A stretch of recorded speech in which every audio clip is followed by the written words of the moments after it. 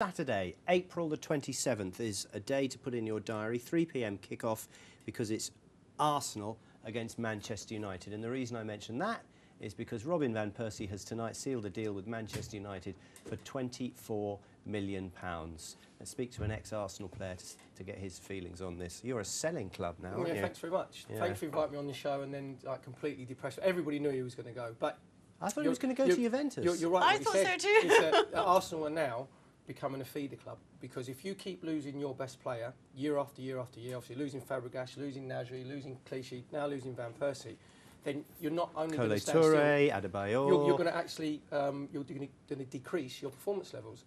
I just think at the top, from Gazidis, Ivan Gazidis, who's the chief executive, and from Arsene Wenger, this should have been sorted out 2 years ago.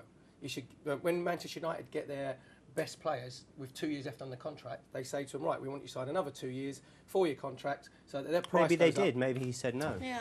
I wouldn't have thought so, because I was worried about his injuries. I think that was because he was obviously injury prone at the time. And as an Arsenal fan, I'm worried that we become like the Aston Villa of the South, because again, Arsene Wenger said the price has gone up because he doesn't want to give one of his main rivals a leg up like Man City. But then he sold Nasri and Clichy to Man City last year, so does not think that they wouldn't be one of their main rivals. If I was the Arsenal board and I was Arsene Wenger, at the end of this season, I'd have said to Robin van Persie, look, we know that you've only got a year left. We are going to invest, which Arsene Wenger has. He's bought Giroud, hasn't he?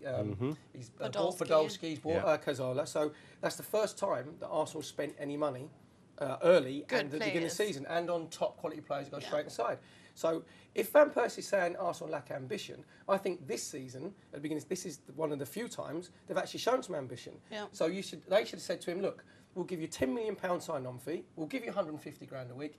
If at the end of this season we haven't been competitive, we haven't won a trophy, we will guarantee you we only sell you for £10 million at the end of the season, so they get their £10 million. But don't you think that Wenger knew the writing was on the wall when he signed Podolski, he signed the French international striker as well, knowing, presumably, that Van Persie was on his way? I mean, where were they all going to fit? The thing, again, as an Arsenal fan, I'm looking at thinking, if Podolski and Giroud were as well as Robin van Persie, that's fantastic. But you've got two players, although they're top quality players, they're not. You've got to find 30 goals between those two in their first season, because Van Persie got 30 league goals last year.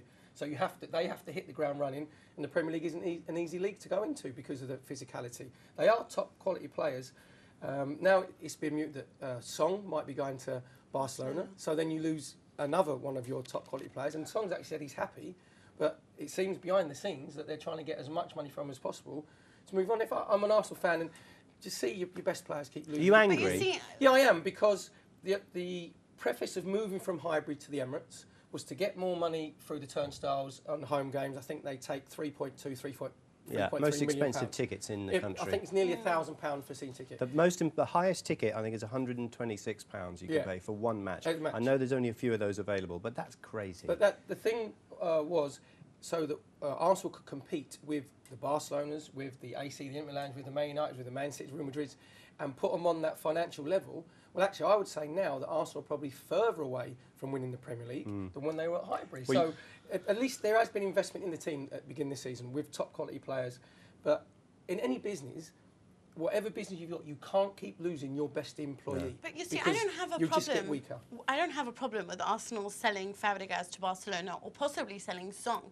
But why would you sell them to Manchester United, Manchester City? These are your direct rivals. Yeah. For me, if I was Arsenal, I would have sold him off for cheaper to Juventus, because they're not going to be trying to come at me. Actually, I think you've hit the nail on the head.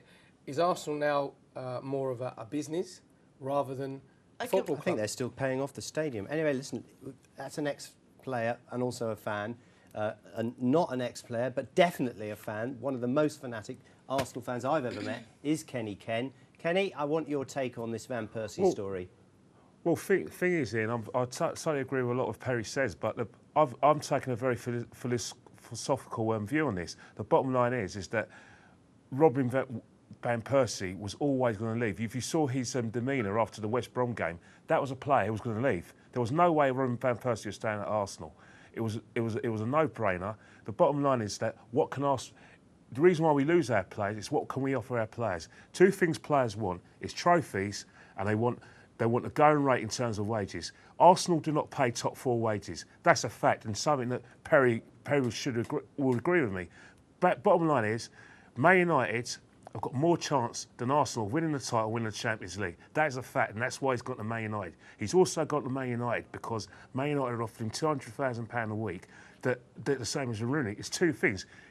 If you either offer a player one or the other. If you're paying a player non-top 4 wages, then you've got to win trophies. If you're not winning trophies and you're paying players 60 or 70,000 a week, then it's suicide. We've lost so many players. We lost Adebayor, we lost Hleb, we lost Flamini, we lost Fabregas, and we lost Nasri. Fabregas wanted to go to Barcelona, but we were paying Fabregas £150,000 a week. He would have stayed.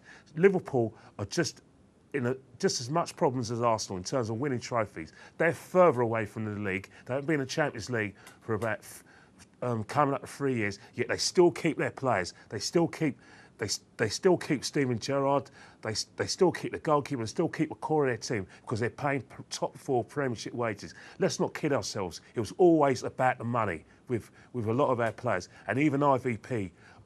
You can talk about ambitions to the cows come. It was about money and ambition. There's no way he was going to go to Juventus. I'm sorry about it, I don't want to insult Italian football, but in terms of winning trophies, winning the Champions League, he has more chance to win the Champions League at Man United than he has at Man City. It was always about the money.